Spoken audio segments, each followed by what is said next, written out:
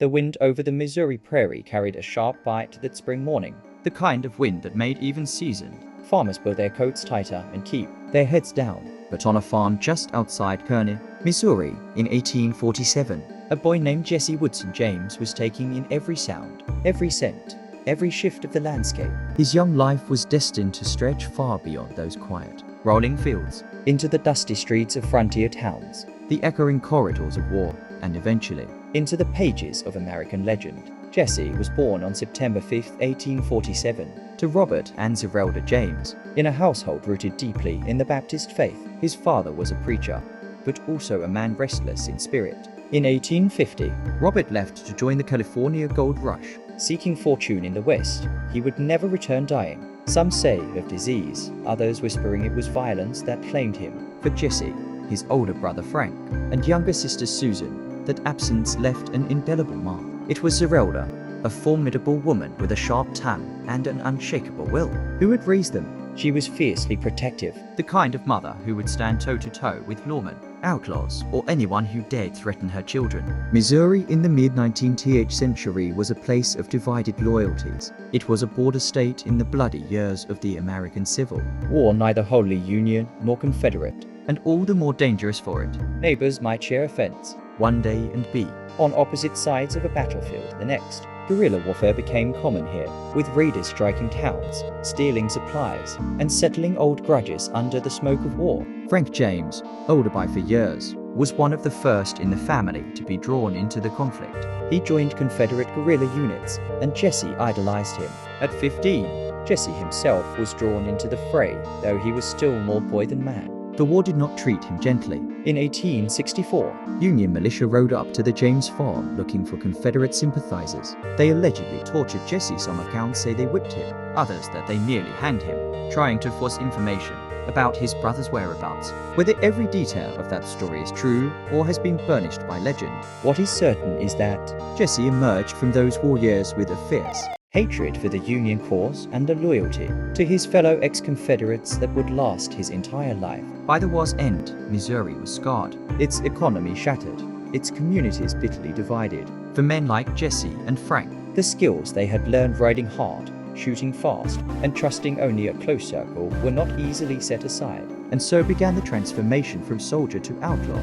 The earliest robberies attributed to the James brothers were not the well-planned, theatrical heists of later years, but small-scale raids on banks, stagecoaches, and stores. In February 1866, the Clay County Savings Association in Liberty, Missouri, was robbed in broad daylight by armed men, believed to be former Confederate guerrillas, including Frank and Jesse. A young bystander was shot dead during the escape.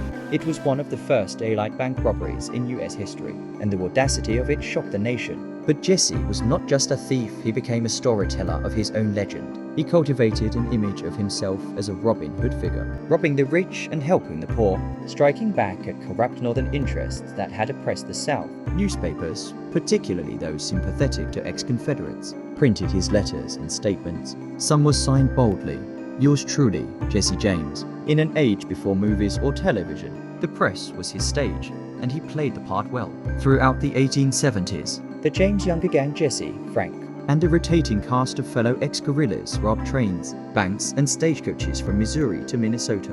Their targets were often linked to railroads or financial companies from the north, further bolstering Jesse's claim to be a political outlaw. But the violence was real. Guards and bystanders alike were killed in the crossfire. The gang's robbery of the Rock Island Railroad in Adair, Iowa, in 1873, left the train engineer dead. And during the infamous Northfield, Minnesota raid of 1876, townspeople fought back, killing several of Jesse's men, and forcing the James brothers to flee for their lives. By the late 1870s, Jesse was living almost a double life. He was a husband to his cousin Z, a father to their children, and a man who could sit quietly at a family dinner, yet at other times he was still slipping away in the night to plan and execute robberies. His paranoia grew. The law was tightening its net, and the gang was shrinking. It was betrayal, not bullets in a holdup, that ended Jesse James's life. In 1882, living under the name Thomas Howard in St. Joseph, Missouri, Jesse recruited 2 new gang members,